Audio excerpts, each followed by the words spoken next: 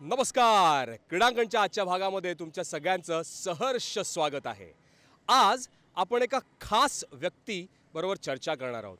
ते व्यक्ती आहे, व्यक्तिमत्व आहे आणि आपण मैदानात ह्यासाठी आहोत कारण मैदान घडवणारा आणि मैदानातनं क्रिकेटर्स घडवणारा हा माणूस आहे. शिवछत्रपती पुरस्कार विजेते ते आहेत. दादर पारसी झोरास्ट्रियन ह्या क्लबला राष्ट्रीय खेल प्रोत्साहन पुरस्कार मिळालेला आहे आणि अनेक वर्ष म्हणजे आता जवळपास 50 वर्ष ते विनामूल्य BMCच्या शाळेतील विद्यार्थ्यांसाठी कोचिंग कॅम्प्स घेत आहेत आणि आता क्रिकेटची टूर्नामेंट देखील ते आयोजित करत आहेत. आपल्याबरोबर आहेत श्री मंगेश भालेकर. मंगेश सर नमस्कार आणि तुमचं सहर्ष स्वागत क्रीडांगणच्या ह्या कार्यक्रमामध्ये. सर आता एक 48 वर्ष झालेली आहेत की तुम्ही या BMCचे हे कॅम्प्स घेताय, कोचिंग कॅम्प्स घेताय. तर ही संकल्पना मूळ कशी निर्माण झाली, काय तुम्ही विचार केला होतात इतक्या वर्षांपूर्वी? पहिलं म्हणजे मी स्वतः महापालिका शाळेत आणि महापालिका शाळेमध्ये खिचडी, दूध, बिस्किटं देऊन मुलं वर्गात येतील अशी संकल्पना होती महापालिका अधिकाऱ्यांची. पण सगळे गेम होते, पण क्रिकेट, लेदर क्रिकेट हा गेम जो हॅरिस गाईडसारखा प्रायव्हेट शाळेला आहे तो नव्हता यांना.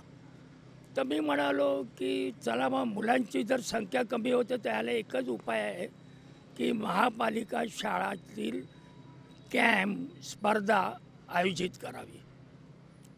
महापालिका मला तर 87-88 कल्पना आली, पण नंतर चंदूलालू खेळत राहिले. त्याला बोला अरे मी कॅम्प करतो आहे. कॅम्प करता करता करता करता एके दिवशी म्हटलं की आयोजकांना भेटावं महापालिका, पण कोणी दाद दिली नाही. पण बोला आपण आपला कॅम्प चालू करायचा. चंद्रकांत पंडित, लालचंद राजपूत, अमोल मुजुमदार, संजय बंगर आपल्या वेळात वेळ काढून या कॅम्पसाठी येत होते.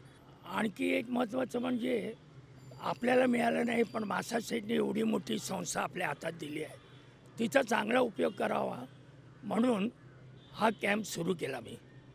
त्याची एक अट होती की नापास झालं तर शिबिराला घेतलं जाणार नाही. त्यानिमित्ताने मुलं अभ्यास करतील. अभ्यास करायची जी इच्छा आहे ती त्यावेळी त्यांच्या मनात आली म्हणून मी अभ्यासिका चालू केली आणि अभ्यासिकातून माझे विद्यार्थी त्यांना शिकवायला लागले. प्रश्न एकच, खिचडी डाळपेक्षा अभ्यासिका महत्त्वाची ही प्रेरणा मी शिक्षणाधिकाऱ्याने बोलून दाखवली. त्यांना बोललो मी एक करतो आहे, मुलांना येण्यासाठी फक्त स्पर्धा घ्या. तर 45 वर्षानंतर मागच्या वर्षी परमिशन मिळालं आणि ते सक्सेसफुल झालं. संजय बांगर अध्यक्ष होता, प्रमुख पाहुणे म्हणून मुंबई क्रिकेटचे पदाधिकारी होते आणि आता सुरळीतपणे मुंबईत 12 कॅम्प महापालिका शाळेचे सुरू आहेत आणि त्यांची यावर्षीप्रमाणे अश्विनी भिडेंना भेटलो आणि त्यांनी सांगितलं ही संकल्पना योग्य आहे आणि म्हणालो एकच ध्येय, स्पॉन्सर मिळो न मिळो तुम्ही स्पर्धेला प्रोत्साहन द्या, बाकीचं सगळं आम्ही बघतो आणि त्यानिमित्ताने सुरू झाले. सर आत्ता तुम्ही जेव्हा सांगत होतात तेव्हा क्रिकेट तर असतंच. BMCच्या विद्यार्थ्यांना तुम्ही कोचिंग कॅम्प्समध्ये टेस्ट क्रिकेटर्स आणता, ते क्रिकेटर्स येतात, त्यांना शिकवतात. पण तुम्ही हे जे मुलं असतात, BMCची मुलं मुली असतात, त्यांना तुम्ही क्रिकेट तर शिकवताच, पण अभ्यासावर देखील तुमचं खूप लक्ष असतं. कारण मी बघितलेलं आहे अगदी वैयक्तिकरित्या की इथे जे कोण विद्यार्थी येतात ते भले क्रिकेट खेळतील ना खेळतील, पण आयुष्यात काहीतरी करून दाखवतात. तर हे सुद्धा तुम्ही कसं काय सगळीकडे लक्ष ठेवून असता? याचं महत्त्वाचं म्हणजे एकच, एक आपण कोणाला तरी ना आस दाखवली पाहिजे आणि ती आस क्रिकेटची ह्या मुलांना दाखवली पाहिजे. तुम्ही अभ्यास करा, पास व्हा. तुम्ही इंडियाला नाही खेळले तरी चालेल मला, पण माणूस म्हणून जगा. आणि आज एवढ्या वर्षात हजारो मुलं ग्रॅज्युएट, डबल ग्रॅज्युएट झाली आहेत, नोकरीला लागली आहेत. आणि अजूनही गुरुपौर्णिमेला सगळ्या मुलांचे फोन आणि स्वतः येऊन भेटतात. आणि म्हणालो बस हीच मोठी गुरु आहे की ही मुलं, नाही तर काय असतं 6वी 7वीपर्यंत मुलं वर्गात बसतात, पण जरा शिंग फुटली की मग ती वाममार्गाला जातात. आणि ती जाऊ नये त्याच्यात 12वी कॅम्प, एनटॉपी, ही सगळी SRA स्कीममधली आणि झोपडपट्टीतली मुलं, यांना सांगणारं कोण नाही. आणि क्रिकेट हे असं आहे की चांगल्या मुलांबरोबर ती मुलं खेळतात ना, सहभोजन करतात, त्यामुळे त्यांना पण वाटतं की नाही आपण पण असं बनावं. आणि त्यातून त्यांना पण स्फूर्ती येते. आणि अशी अनेक मुलं ग्रॅज्युएट झाली आहेत. दादर पारसी झोरास्ट्रनची प्रगती तर झालीच, ह्या खेळाडूंची प्रगती झाली, या विद्यार्थ्यांची प्रगती झाली, पण आणखीन ही चर्चा जर पुढे न्यायची असेल तर ही दखल घेतली गेली आणि राष्ट्रीय खेल प्रोत्साहन पुरस्कार देखील मिळाला तो दादर पारसी झोरास्ट्रियन ह्या क्लबला. तर सर मला तेच विचारायचं आहे तुम्हाला की इतकी वर्ष तुम्ही क्रिकेटची अक्षरशः सेवा केलीत, तर तो अनुभव कसा होता जेव्हा हा पुरस्कार दादर पारसी झोरास्ट्रियनला जाहीर झाला? प्रथम म्हणजे माझ्या आईचं एक वाक्य आहे, निंदकाचे घर असावे शेजारी. की ह्यांनाच कसा शिवछत्रपती पुरस्कार मिळाला, ह्यांनाच कसा राष्ट्रीय खेल पुरस्कार. आणि यांच्या क्लबमधल्या भरपूर पद्मश्रीपासून आहेत माझ्या क्लबमधले विद्यार्थी, मग दिलीप असो, लालू असो, चंदू असो. आमच्याकडे एकच होतं, कोशिश करो कोशिश करने वाले की हमेशा जीती होती है. और हार ये शब्द मैं क्यों नहीं बोलता हूँ कि मासा सेठ में बोला है, जिंदगी में कभी हार वर्ड मुँह से नहीं लाना, वो जीते बोलो, हम हारे कभी मत बोलना. आणखीन एका चर्चेकडे आपण वळूया मंगेश भालेकर सरांबरोबर. मंगेश सर, क्रिकेटबद्दल तर आपण बोललो, क्रिकेटच्या योगदानाबद्दल बोललो, कोचिंग कॅम्प्सबद्दल बोललो, पण आणखीन एक महत्त्वाचं तुमचं योगदान जे आहे ते मैदान बचाव, म्हणजे मैदानाची स्वच्छता, मग इथे लाईट असेल, फेन्सिंग असेल, कोणी इकडे कचरा वगैरे टाकू नये, मैदान बचाव समिती तुम्ही स्थापित केलीत. तर तो विचार कसा काय आला आणि त्याच्यात तुम्ही काय काय उपक्रम हाती घेतलेले आहेत त्याबद्दल आम्हाला थोडं सांगाल? पहिला प्रश्न म्हणजे गावस्कर म्हणाले होते, मंगेश भालेकरला छत्रपती अवॉर्ड देताना मी स्वतः माझ्या हस्ते मुंबई क्रिकेटमध्ये देईन, कारण खेळाडू आहेत, खेळ आहे, पण मैदान नसेल तर काय. आणि त्याचा वाली मंगेश भालेकर आहे. म्हणून खेळाडूंनी पहिलं मंगेश भालेकरचं मनपूर्वक अभिनंदन करा की मैदान आहेत म्हणून तुम्ही आहात. आणि या मैदानात हे आता स्वच्छता मोहीम वगैरे आत्ता करतात आहे, मला वाटतं आम्ही हे 40 वर्षापासून करत आहोत. मला त्यावेळी महत्त्वाचं म्हणजे VV करमरकर, चंद्रशेखर सन, दिनू रणदिवे असे पत्रकार मंडळीने भरपूर योगदान दिलं आमच्यासाठी. मैदान बचावसाठी ते स्वतः जातीने येत असत. म्हणून आज दडकर मैदानातली अतिक्रमण, पुरंदर स्टेडियममध्ये अतिक्रमण, भास्कर सावंत जे आमचे अध्यक्ष आहे त्यांनी पण पुढाकार घेऊन मुंबई क्रिकेट स्वच्छता अभियान. आम्ही 3 वर्षापूर्वी सगळ्या क्रिकेटच्या मैदानातील क्लबना वेस्ट बास्केट जे कचरा टाकण्यासाठी एक आयोजित केलं. बांगरबरोबर मुलांना दगडी काढायचा प्रयत्न केला. आणि आता मी एकच सांगितलं सगळ्या कोचना, कोचिंग करताना 10 मिनटं फक्त हावे करा, आपापल्या दगडी मैदानातली काढा. आणि त्याला जो खर्च होईल तो काय पिशव्या ना, तो दापा जो तुम्हाला देईल, त्याच्यासाठी तुम्ही अडून बसू नका, तुम्हाला जे करा. आणि आता स्वच्छता अभियान, हे नाव अभियान बोलायला बरं आहे, पण सगळे नावाला येतात, फोटो काढा. इच्छा ठेवा, एक सप्ताह करा, एक मैदानाने एक सप्ताह करा. आता इकडे मी सगळ्याच मुलांना सांगितलं, जेव्हा याल कॅम्पला त्या 5 मिनटं तुम्ही दगड उचला, ती एक्झरसाईज पण होणार बस. पण त्याला कारणीभूत कोचना पहिलं सांगितलं की मी फी घेतलं म्हणून चालेल ना, पहिलं तुम्ही वाका, मग मुलं वागतील. आणि ते आम्ही करून दाखवलं. नेहमीच तुम्ही ह्या गोष्टी करून दाखवता. सर, शेवटच्या टप्प्याकडे येऊया आपल्या ह्या मुलाखतीच्या. तुम्ही अनेक गोष्टी सांगितल्यात, पण आज आपण पाहतोय की क्रिकेटचा खेळ हा व्यावसायिक होतोय. प्रशिक्षक आहेत, खेळाडू आहेत, खेळाडूंना क्रिकेट खेळायचं आहे, शिकायचं आहे, पुढे जायचं आहे.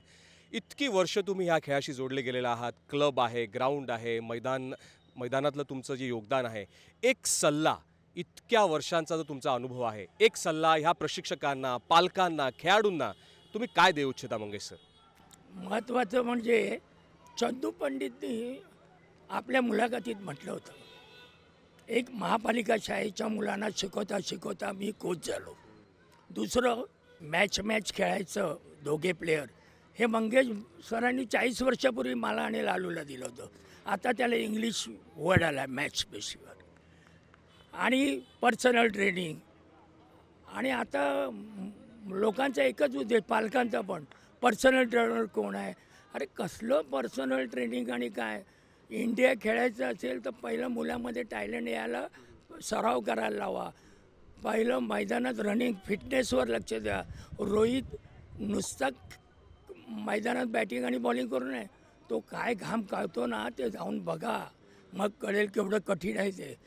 आता मुंबईने रणजी जिंकली, त्याच्या मागचे कठीण काय आहे काय नाही ते मुलांना आता नाही कळणार, नंतर कळेल.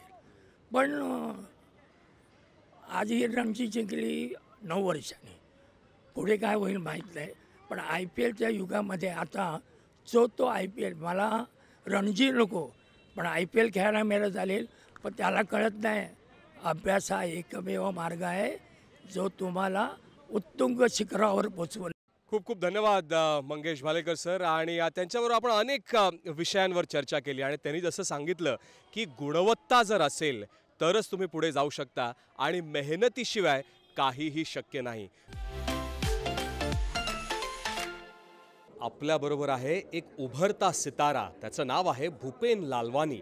आणि आता जे मुंबईनी रणजी ट्रॉफी करंडक जिंकलं, 42व्यांदा रणजी ट्रॉफी चॅम्पियन्स ठरले मुंबई, आणि त्यामध्ये हायेस्ट रन स्कोरर होता भूपेन लालवानी. छत्तीसगड विरुद्ध एक सेंचुरी आणि हाफ सेंचुरी, केरला विरुद्ध अप्रतिम प्रदर्शन, आंध्र प्रदेश विरुद्ध अप्रतिम प्रदर्शन, बिहार विरुद्ध देखील, आणि जी फायनल झाली त्यामध्ये पहिल्या विकेटसाठी जेव्हा बॅटिंग करत होते मुंबई तेव्हासुद्धा खूप महत्त्वाचं योगदान त्याचं आणि पृथ्वी शॉचं होतं. त्यामुळे त्याच्याबरोबर आपण एक संवाद साधूया. भूपेन, आपको पहले ये हम पूछना चाहेंगे कि कैसा था पूरा experience to be a part of the Mumbai team and a Ranji trophy winning team? कैसा था वो एक्सपीरियंस? फ़र्स्ट ऑफ़ ऑल मैं बहुत खुश हूँ कि हम Mumbai team 42nd time Ranji trophy जीते, वो भी आफ्टर 9 इयर्स. तो मैं उस लिए बहुत खुश हूँ. और मैं हाईएस्ट रन गेटर रहा. मैंने सीज़न के पहले सोचा नहीं था कि मैं हाईएस्ट रन गेटर रहूँगा, तो मैं उसके लिए बहुत खुश हूँ. और मुझे बहुत सीखने मिला 10 डिफरेंट टीम्स के अगेंस्ट खेलने, जो one of the best bowlers of India है, Bhuvneshwar Kumar, Umesh Yadav. And you know, इस रणजी ट्रॉफ़ी सीज़न के पहले मैं अपने आप को एक अलग तरीके से देखता था, और आज मुझे पता चला कि मैं इनको फेस कर सकता हूँ. तो मैं इससे बहुत खुश हूँ, और मोर इम्पॉर्टेंटली हम जीते उसके लिए तो बहुत ही खुश हूँ. नहीं, अभी आपने कहा कि आप खुद को एक अलग नज़रिए से देखते थे, तो ये रणजी ट्रॉफी सीज़न शुरू होने से पहले जो प्री सीज़न कैंप होता है या आपका प्रिपरेशन होता है, आपको तो मैं एज ग्रुप डेज से देख रहा हूँ, तो इस सीज़न के लिए आपने क्या खास तैयारियाँ की थी? इस सीज़न के पहले मैंने एक नया कंसेप्ट चालू किया था जिसको हम बोलते हैं विजुअलाइजेशन. मैं पहले कोई मैच खेलने जाता था तो कुछ ज़्यादा सोचता नहीं था, बट अब से इस रणजी ट्रॉफ़ी के जस्ट पहले मैंने सीखा कि विजुअलाइजेशन हमें जोन में डाल देती है, मतलब हमें मैच के एक उसमें फ्लो में डाल देती है. तो मैं हर मैच के पहले एक विजुअलाइजेशन करता था कि मैं ये बॉलर्स को खेल रहा हूँ, मेरे को ऐसे खेलना है, मेरा प्लान ए ये है, अगर प्लान ए नहीं चला तो प्लान बी में क्या करना है. तो मेरे को ये विजुअलाइजेशन ने बहुत हेल्प किया.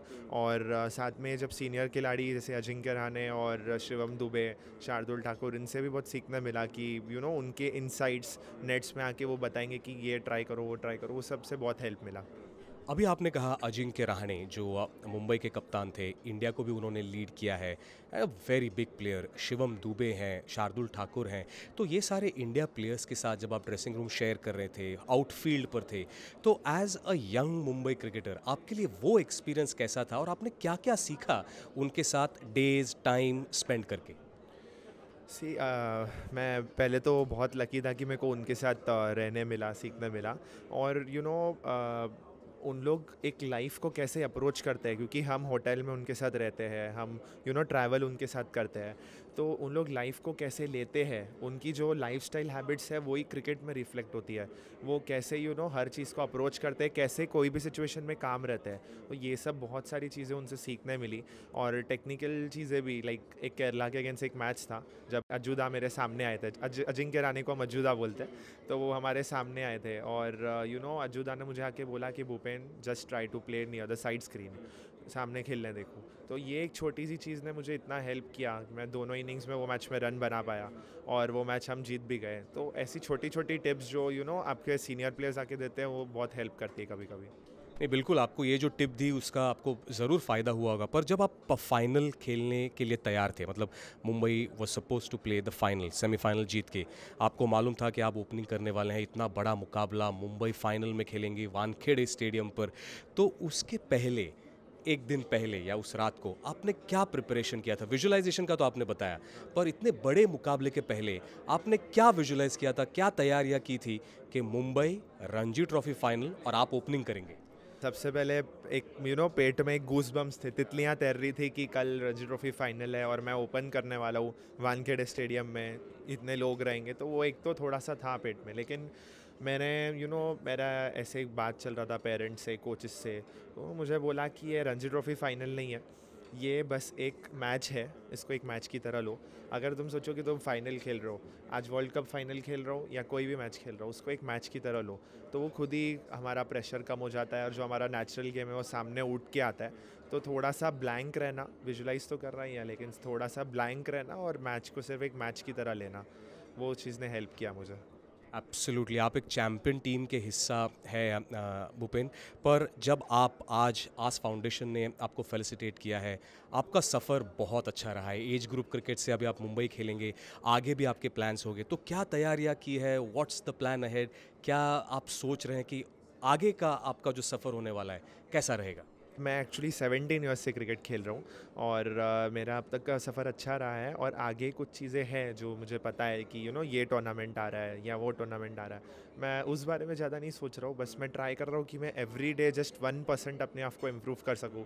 मैं जो भी प्रैक्टिस कर रहा हूँ या मैं जो लोकल मैचेस करेंटली खेल रहा हूँ उसमें मैं बस अपने आप को 1% इम्प्रूव कर सकूँ तो बहुत अच्छा है, क्योंकि मैंने इस साल जो भी मैचेस खेले मुझे पता चला मेरे स्ट्रेंथ्स क्या है, मैं उसको और इम्प्रूव करूँ और जो मेरे थोड़े बहुत वीकनेसेस है या जो थिंग्स टू इम्प्रूव है उस पर मैं कैसे और बेटर करूँ, मैं बस वो चीज़ों का नोट डाउन बनाया, उन पे थोड़ा काम कर रहा हूँ ताकि आगे अगर मुझे कोई बड़ा अपॉर्चुनिटी मिले तो मैं और बेटर प्लेयर जा सकूँ। बिल्कुल भूपेन, मैं आखिरी सवाल आपसे पूछूंगा। आज आपके जैसे यंगस्टर्स हैं शिवाजी पार्क में, क्रॉस मैदान में, आज़ाद मैदान में, एज ग्रुप क्रिकेट खेल रहे हैं, अंडर 10, अंडर 12, आप भी वहीं से आकर अभी मुंबई खेले हैं, आगे होप फॉर द बेस्ट कि आप इंडिया भी खेलेंगे, तो ऐसे जो क्रिकेटर्स हैं उनको एक फ्रेंडली एडवाइस आप क्या देना चाहोगे as a Ranji trophy champion? So मैं सिर्फ इतना बोलना चाहूँगा कि just keep doing your process, Apna process करते रहो और राइट वे में हार्ड वर्क करते रहो। हार्ड वर्क करने के दो तरीके, एक स्मार्टली और एक बस करते रहना। सो स्मार्टली हार्ड वर्क करो, ये अभी के जनरेशन का वो है, और बस अपने प्रोसेस पे ध्यान दो। कभी ये मत सोचो कि मुझे ये खेलना है, मुझे वो खेलना है, बस अपना काम करते रहो। And what things are waiting for you वो आपको कभी नहीं पता, आपके लिए आगे क्या रखा है वो किसी को नहीं पता। तर आपल्याला किती छान सांगितलं भूपेन लालवानींनी, जो एक रणजी ट्रॉफी चॅम्पियन आहे, तो सांगतोय की प्रोसेस जी आहे त्याच्यावर तुम्ही तुमचा विश्वास ठेवा आणि मेहनत तर करत राहा, पण स्मार्ट वर्क जर तुम्ही केलं तर तुम्ही तुमचं ध्येय नक्की गाठू शकता. आपल्याबरोबर आहेत आस्क फाउंडेशनचे संस्थापक अवनी अगस्ती. आज आस्क फाउंडेशननी भूपेन लालवानीचा सत्कार केला, कारण त्यांनी खूपच चांगलं प्रदर्शन केलं. हायेस्ट रन स्कोरर तो होता, तो मुंबईच्या रणजी ट्रॉफी विनिंग टीमचा. आणि म्हणूनच ह्या सत्काराबद्दल, ह्या कार्यक्रमाबद्दल आणि आस्क फाउंडेशनबद्दल अवनी मैडम यांच्याबरोबर आपण एक चर्चा करूया. Avani ma'am, first of all congratulations कि आपने इतना एक शानदार एक प्रोग्राम रखा, फेलिसिटेशन किया भूपेन लालवानी का. आस्क फाउंडेशन के बारे में हमें थोड़ी जानकारी दीजिए. आस्क फाउंडेशन हमारा जो ऑर्गेनाइजेशन है, एक 2019 से हम काफ़ी काम कर रहे हैं एजुकेशन और स्पोर्ट्स और हेल्थ केयर में. स्पोर्ट्स का जैसे आज आपने देखा कि हमने भूपेन को जब फेलिसिटेट किया, it speaks for our self. जैसे आज हमने क्यों फेलिसिटेट किया, क्योंकि अंडर 14 और 15 की उम्र से जब भूपेन खेल रहा था तब से हमने उसको सपोर्ट किया है with Kitts and equipments end with training end coaches, everything जो जिस चीज़ की उसको ज़रूरत थी। और आज भूपेन जब रणजी ट्रॉफ़ी तक पहुंच चुका है और he is a highest scorer, Ranji trophy हम 9 साल के बाद जीते हैं, तो इट सेज ऑल कि हमने भूपेन लालवानी को क्यों चूज़ किया। चूज़ करने की बात नहीं थी, हम ये कहेंगे कि भूपेन ने हमें चूज़ किया। So we are the lucky ones to felicitate him today. I would just say that. Thank you. बिल्कुल, एक और सवाल मैं आपसे ये पूछना चाहूँगा कि अभी आपने भूपेन लालवानी के बारे में कहा, आप स्पोर्ट्स, हेल्थ, एजुकेशन, इंफ्रास्ट्रक्चर, ये सारी चीज़ों में आप हमेशा कंट्रीब्यूट करते हैं, तो आगे की जर्नी क्या रहेगी, क्या प्लान है आस्क फाउंडेशंस के आगे के लिए? तो आस्क फाउंडेशन एजुकेशन के माध्यम से काफ़ी बीएमसी स्कूल्स में काम कर रहा है और करता रहेगा, क्योंकि हम जब देखने जाते हैं बीएमसी में एक वार्ड में 30 स्कूल्स होते हैं, तो ए वार्ड से लेकर टी वार्ड तक हमें परमिशन दी गई है। एजुकेशन के माध्यम से हम जो टॉपिक्स जैसे हमें हिंदी, ज्योग्राफी, हिस्ट्री होता है, देयर आर फ्यू टॉपिक्स जिसके बारे में बात करना ज़रूरी है एडोलेसेंट गर्ल्स के लिए, छोटी लड़कियों के लिए, वो टॉपिक्स हम लेके जाते हैं स्कूल्स में। और रही बात स्पोर्ट्स की, 158 विलेजेस में हम आगे जाने वाले हैं अभी स्पोर्ट्स के माध्यम से, जो ट्राइबल्स के लिए स्पेशली जवाहर और वाड़ा के डिस्ट्रिक्ट में, जहां हम जाएंगे पूरे फैकल्टी के साथ, जहां पे सिलेक्शन प्रोसेस होगा, उन बच्चों को हम यहां पे लेके आने वाले हैं। और उनकी जो फैसिलिटीज़ होगी, इक्विपमेंट से लेके, कोचिंग से लेके, पढ़ाई और जो सपोर्ट उनको चाहिए, वो सपोर्ट हमारा ऑर्गेनाइजेशन उनको देने वाला है। बिल्कुल, thank you so much ma'am and best wishes for the journey ahead. Thank you. तर ह्या होत्या अवनी अगस्ती, ज्यांनी आपल्याला सांगितलं की आस्क फाउंडेशन खूप चांगलं काम करत आहे. मग ते शिक्षण क्षेत्रात असेल, क्रीडा क्षेत्रात असेल, आणि त्यांनी निवड भूपेन लालवानीची ह्यासाठी केली कारण त्याची ही जी कामगिरी होती त्याला प्रोत्साहन मिळणं गरजेचं होतं, आणि हे खूपच चांगलं पाऊल आस्क फाउंडेशनने घेतलेलं आहे. तर आजच्या क्रीडांगणच्या कार्यक्रमामध्ये आपण एक अनोखा विषय हाताळला. त्यामध्ये आपण क्रिकेटवर चर्चा केली, समाजसेवावर चर्चा केली, आणि त्याचबरोबर एज्युकेशन फील्ड जे आहे त्याच्यामध्ये जे योगदान आहे त्या संस्थेची देखील चर्चा केली. मंगेश भालेकर आपल्याशी बोलले, भूपेन लालवानी आपल्याशी बोलला, आणि अर्थात अवनी अगस्ती यांनी सांगितलं की आज फाउंडेशनचा पुढचा प्रवास कसा असेल. असेच वेगवेगळे विषय, वेगवेगळे टॉपिक्स आम्ही आमच्या क्रीडांगणच्या कार्यक्रमात तुमच्यासाठी नक्कीच घेऊन येणार आहोत. आजचा कार्यक्रम आपण इथेच थांबवतोय, पण पुढच्या मंगळवारी संध्याकाळी 6 वाजता आपण भेटूया, जिकडे आपण चर्चा करणार आहोत ती खो खोची महाराष्ट्राची नॅशनल चॅम्पियन टीम त्यांच्याबरोबर. आजचा कार्यक्रम इथेच थांबवतोय. तोपर्यंत नमस्कार आणि धन्यवाद.